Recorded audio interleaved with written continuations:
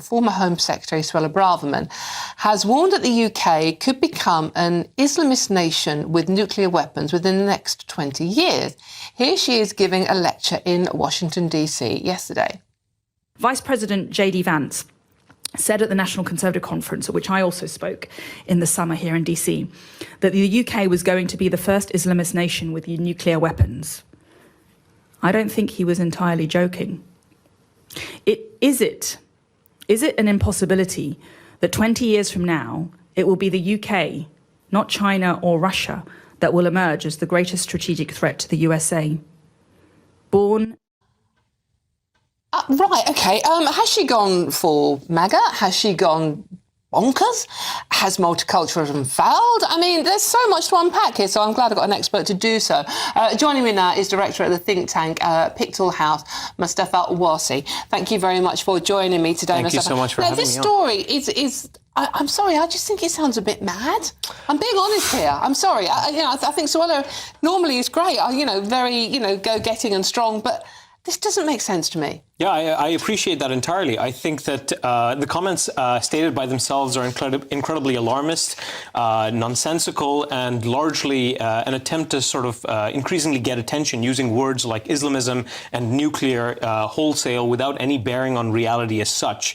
Also, it demonstrates a stunning lack of faith in our democratic institutions and civic culture here in the UK, something that has taken centuries to develop and something that a great deal of people, including the Muslims of this country, have an enormous amount of faith in.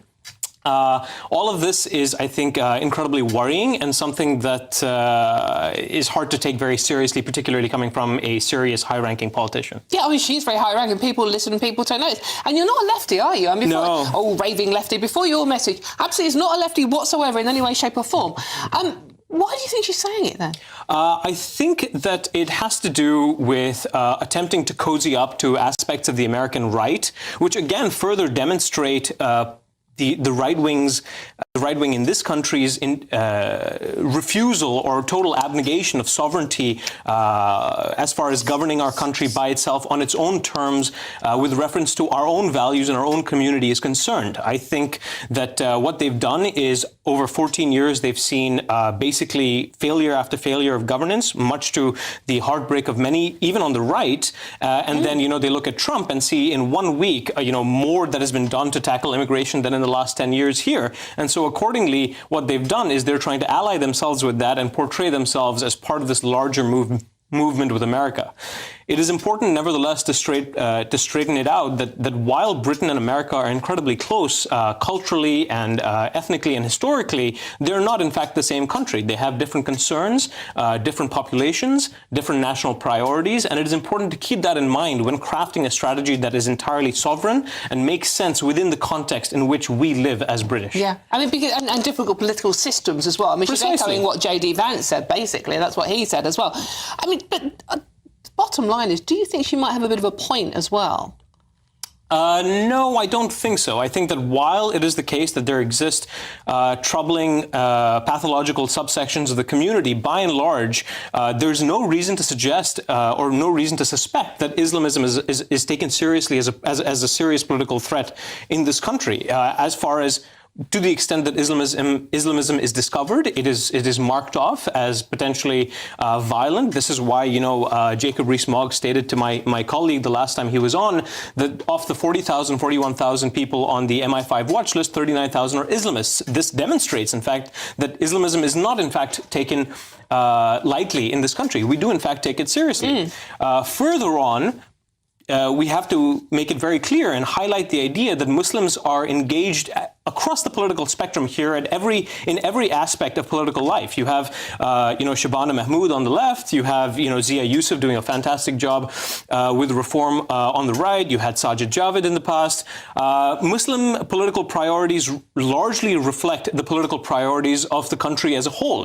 When polled, most Muslim, and when you ask most Muslims, what are the primary issues that govern your vote or that help dictate which way you're going to vote, most of them respond precisely the same ways in which everybody else does. They talk about the NHS, they talk about cost of living. Some of them even talk about immigration, contrary to what everybody else seems to believe. And again, in a way that accords with the rest of the country, younger Muslims tend to skew left and older Muslims tend to skew right, just like everybody else. Which is what everybody else does. Precisely. Just very, very quickly, Mustafa, just one very quick. Do you think multiculturalism will ever be entirely successful in this country? I think that multiculturalism is an incredibly loaded word, and I think that it's important instead to discuss notions of pluralism and tolerance. The idea that people should largely be left to their own devices insofar as they're not breaking the law, but that when they do in fact break the law, that they are swiftly and efficiently punished.